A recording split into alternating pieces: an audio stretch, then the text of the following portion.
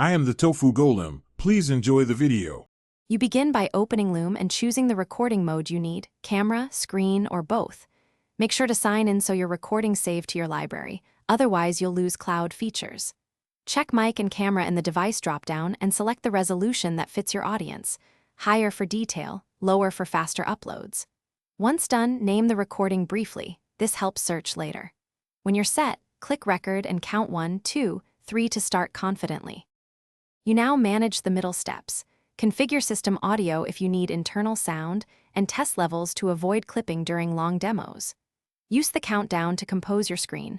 Enable click highlights so viewers follow interactions. Choose webcam overlay position and size to balance focus between you and the content. While recording, use pause strategically to avoid long edits, and after recording, open the editor to trim, add callouts, or stitch additional clips. This saves redoing entire takes. You finish by exporting or sharing. Copy the Loom link, download MP4, or post to integrated apps. Make sure privacy settings match your audience, public, organization only, or private link, so access is controlled.